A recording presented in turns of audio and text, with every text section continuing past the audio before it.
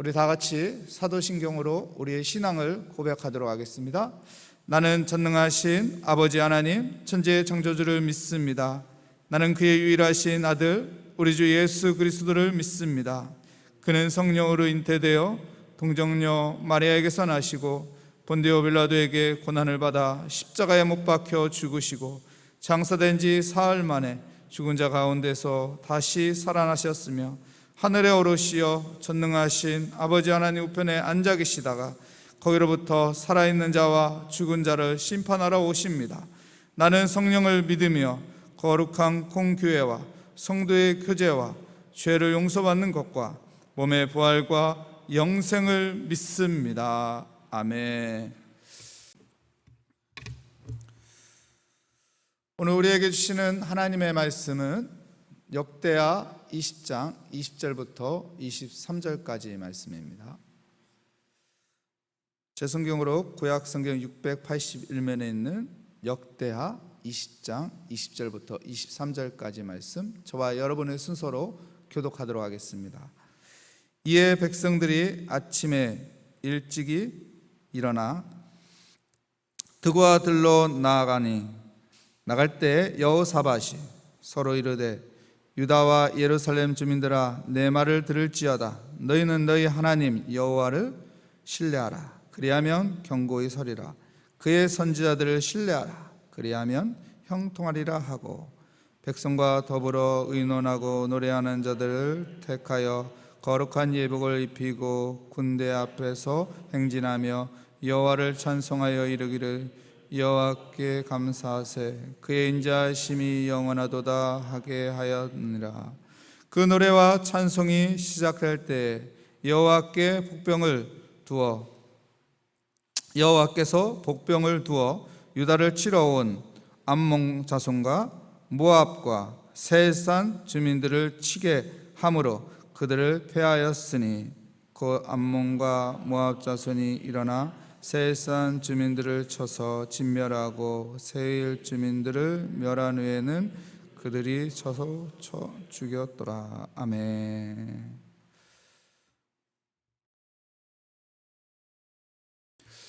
오늘 말씀의 제목은 인생의 데드포인트 극복이라는 제목으로 하나님의 말씀을 증거하겠습니다. 여러분, 데드포인트라는 용어는 스포츠에서 사용하는 용어입니다. 마라톤에서 사용하는 용어인데요. 데드포인트가 무엇이냐 하면은 데드포인트가 점점 이르게 되면은 우리 신체에 나타나는 증상이 있습니다. 무엇이냐면은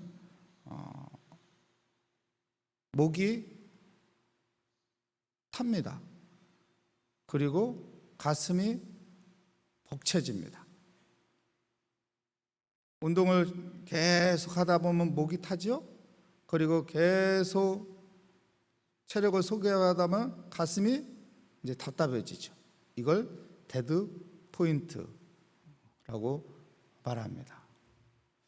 근데요, 신기한 것은요, 이 데드 포인트, 이 시점을 지나가면은, 극복하게 되면은 숨쉬기가 편해진다고 합니다. 그리고 걷는 것이 가벼워진다고 합니다. 몸이 가벼워지는 것이죠. 우리가 잘 아는 이봉주 마라톤 선수 잘 알죠? 이분이 난치병에 걸렸어요. 원인을 알 수 없는 병에 걸려서 등이 굽었죠. 걷는 것도 제대로 걷지를 못하죠. 근데 그분이 방송에서 이렇게 말하더라고요. 내 인생의 데드포인트, 이것을 내가 극복하겠습니다. 우리도 인생을 살다 보면은 이 데드포인트 상황이 올 수 있습니다. 그럴 때 우리는 어떻게 하겠습니까? 우리 믿음의 사람입니다. 믿음의 사람은 어떻게 그것을 극복해 나가야 합니까? 오늘 성경의 배경은 우리가 잘 알고 있습니다. 여호사밧 왕 시대의 이야기입니다. 여호사밧 왕 때 적군들이 쳐들어왔어요. 한 나라가 아니고 연합군, 세 나라가 연합해서 쳐들어왔고요. 또 아랍 나라가 또 쳐들어왔어요. 이때 여호사밧은 어땠습니까? 두려워했습니다. 두려워할 때 여호사밧이 한 것은 무엇인가요? 하나님 앞에 기도하는 거예요. 백성들을 모아놓고 금식을 선포하며 우리 금식하며 하나님 앞에 기도하자. 그래서 금식 기도를 하면서 어떻게 합니까? 그 두려움을 물리칩니다. 하나님께 매달립니다. 그랬더니 하나님이 어떻게 합니까?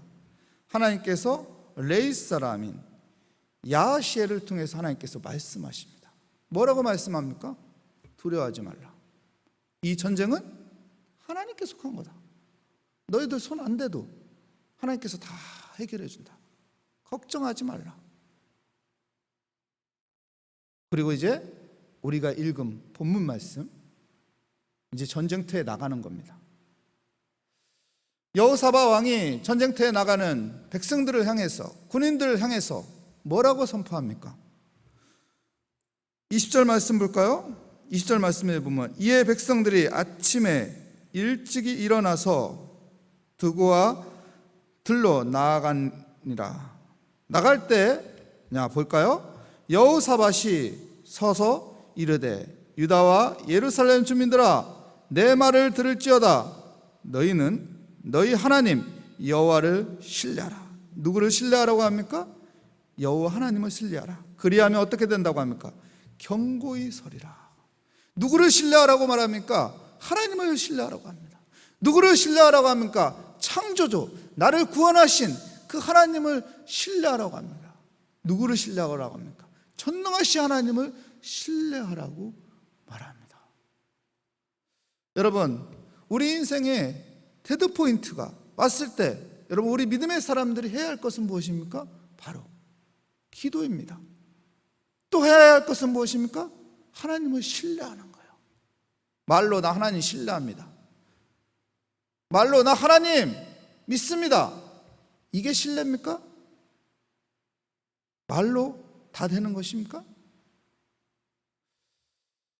누군가가 이런 말을 자기 그 카톡 글에다 이렇게 올려놓은 것을 제가 읽었어요. 말로 하는 것은 실력이 아니다. 말로 하는 건 능력이 아니다. 그 말을 했으면 행동으로 취할 때 그것이 실력이고 그것이 능력이다. 말은 어느 누구나 할 수 있다. 거창하게 말은 어느 누구나 선포할 수 있다. 말은 껍데기다. 말로 모든 것을 다 했다고 말하지 말라. 말이 아니다. 말을 실천을 했을 때 그것이 실력이고 그것이 능력이 되는 것이다. 여호사밧 하나님을 신뢰하라고 했습니다. 그러게 어떡합니까? 그 말을 들은 백성들 어떡합니까? 들음으로 끝납니까? 어떡하죠? 21절 말씀에 보면 백성들과 더불어 의논하고 노래하는 자들을 택하여 거룩한 예복을 입히고 군대 앞에서 행진하며 여호와를 찬양하며 이르기를 여호와께 감사하세 그의 인자하심이 영원하도다 하게 하였더니. 어떡합니까? 백성들과 더불어 의논하고 노래하는 자들을 어떡합니까? 택하여 거룩한 예복을 입히고 어떡합니까? 어디에 세웁니까? 군대 앞에 세워서 행진을 하게 합니다. 군인들을 앞에 세우는 게 아니에요. 군인들은 힘입니다. 군인들은 능력입니다. 군인들은 내가 가지고 있는 권력입니다. 근데 그것을 앞세우지 않아요. 무엇을 앞세웁니까? 찬양대를 앞세워. 그 찬양을 부르게 만들어요. 전쟁에 나가는데 무기를 앞세워야죠.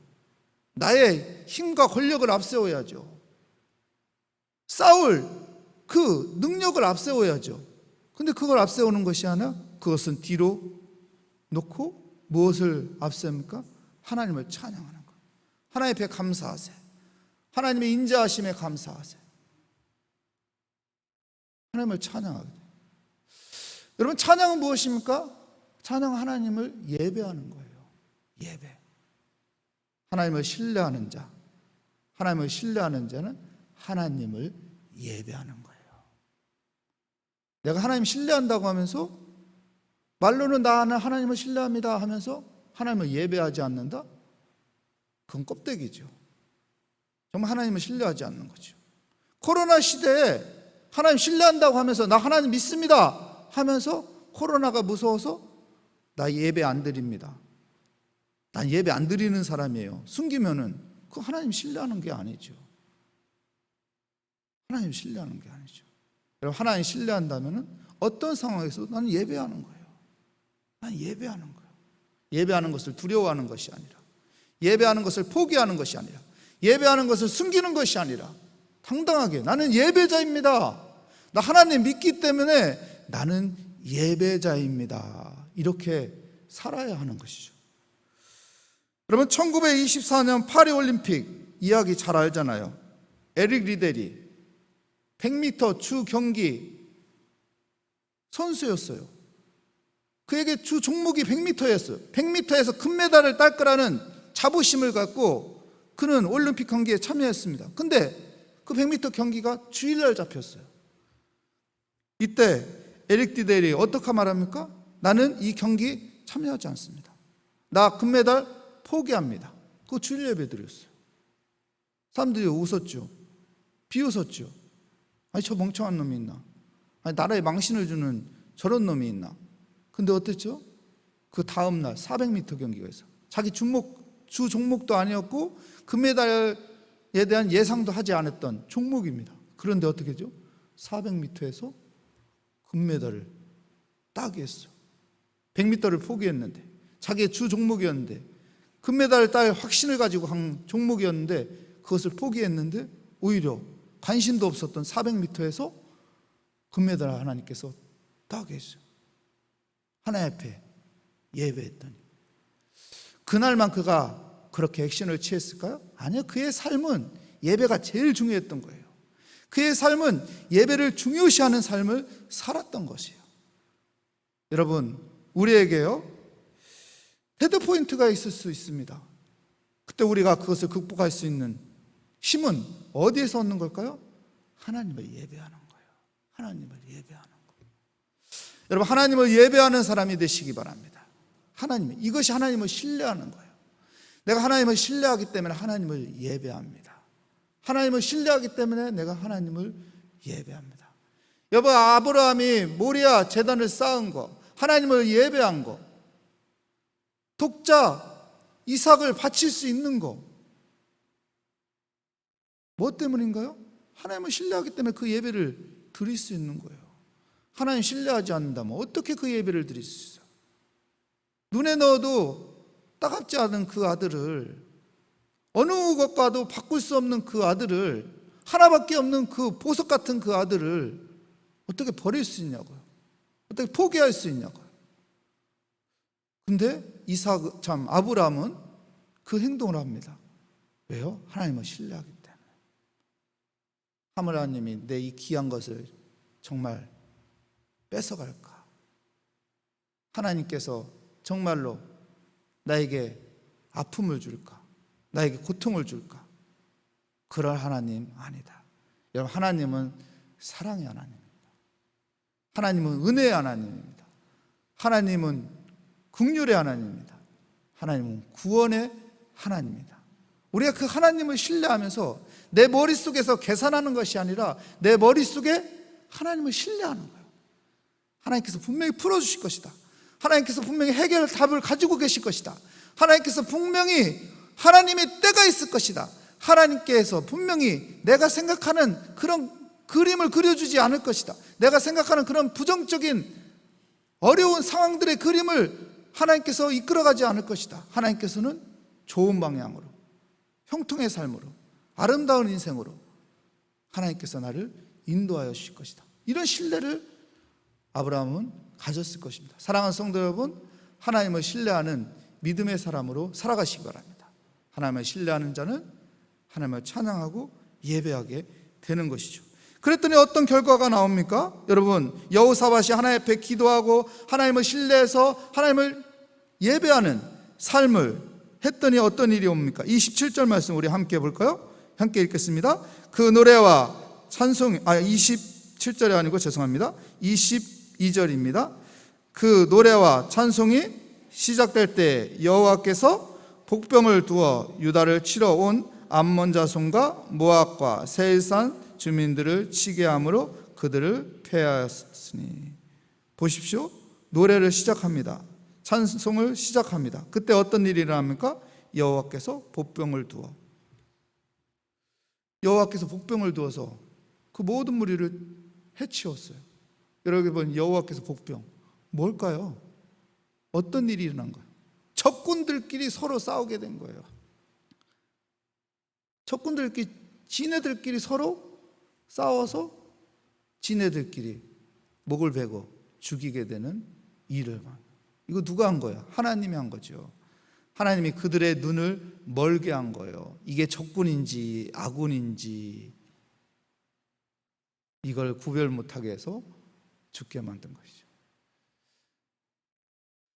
사랑하는 성도 여러분, 우리가 우리 인생의 데드포인트를 극복할 수 있는 힘은 바로 무엇인가요? 방법은 무엇인가요? 하나님 앞에 기도하는 겁니다. 그리고 하나님을 찬양하며 예배하는 것입니다.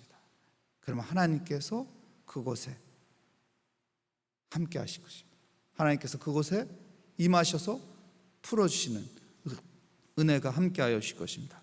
이 전쟁을 통해서 여러분 얼마나 많은 전리품을 얻었는지 아세요? 25절 말씀 볼까요? 25절 말씀에 보면은 여호사밧과 그의 백성이 가서 적군의 물건을 탈취할세 본즉 그 가운데 재물과 의복과 보물이 많이 있으므로 각기 탈취하는데 그 물건이 너무 많아 능히 가져갈 수 없을 만큼 많음으로 사흘 동안에 거두어 드리고. 며칠이요? 사흘. 얼마나 전리품이 많았으면 사흘 동안 거두었어요. 여러분, 우리 인생이 목적이 전리품이 되면 안 돼요. 전리품이 되면 안 되고, 우리 인생의 목적이 하나님 앞에 겸손히 기도하는 사람이 되고, 우리 인생의 목적이 하나님 앞에 예배하는 삶이 돼야 돼요. 그러면 전리품은 그냥 따라오는 거예요. 내가 전리품을 목적으로 삼는 것이 아니라 돈과 권력과 명예가 내 인생의 목적이 아니라 하나님을 예배하는 것이 내 인생의 목적이 되고, 하나님 앞에 겸손히 무릎 꿇고 기도하는 것이 내 인생의 목적이 될 때 여러분, 전리품은 그냥 따라오는 것입니다. 이 여호사밧의 행동을 그대로 따라한 사람이 있습니다. 누구일까요? 여러분, 우리가 아는 신약에 가면은 바울과 실라입니다. 사도행전 16장에 보면은요, 바울과 실라가 감옥에 갇혔습니다. 그때 한 것이 뭐예요? 똑같이 행동합니다. 어떻게 합니까? 하나님 앞에 먼저 기도합니다. 그리고 다음에 바울과 실라가 어떻게 합니까? 하나님을 찬양합니다. 그랬더니 어떻게 합니까? 옥문이 열렸어요. 아무도 열 수 없는 그 옥문이 열렸다고요. 우리 인생도 내가 옥에 갇히는 상황이 될 수도 있어요. 옥문이 탁 닫힌 내 인생이 될 수도 있습니다. 데드포인트 상황이 될 수도 있어요. 그때 우리가 해야 할 것은 무엇이에요? 무릎 꿇고 기도하는 겁니다. 그리고 하나님을 신뢰하며 하나님을 예배하는 거예요. 찬양하며 하나님께 예배하는 겁니다. 그럼 하나님께서 우리에게 평강 주실 것이고, 우리의 닫힌 옥문을 열어주시는 그 은혜가 함께할 것을 믿습니다. 그 은혜로 살아가는 우리 모리아교회 성도님들이 되시기를 축복합니다. 기도하겠습니다. 하나님 감사합니다. 하나님, 내가 겸손히 주께 무릎 꿇고 기도하는 사람이 되게 하여 주옵소서.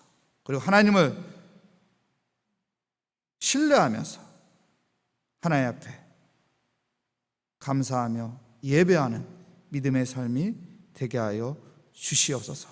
그래서 하나님께서 인도하시고 하나님께서 풀어주시고 하나님께서 함께 하시는 은혜의 삶을 누리게 하여 주시옵소서. 주께 감사드리며 예수 그리스도의 이름으로 기도합니다. 아멘. 하늘에 계신 우리 아버지, 아버지의 이름을 거룩하게 하시며 아버지의 나라가 오게 하시며 아버지의 뜻이 하늘에서와 같이 땅에서도 이루어지게 하소서. 오늘 우리에게 일용할 양식을 주시고 우리가 우리에게 잘못한 사람을 용서하여 준 것 같이 우리 죄를 용서하여 주시고 우리를 시험에 빠지지 않게 하시고 악에서 구하소서. 나라와 권능과 영광이 영원히 아버지의 것입니다. 아멘.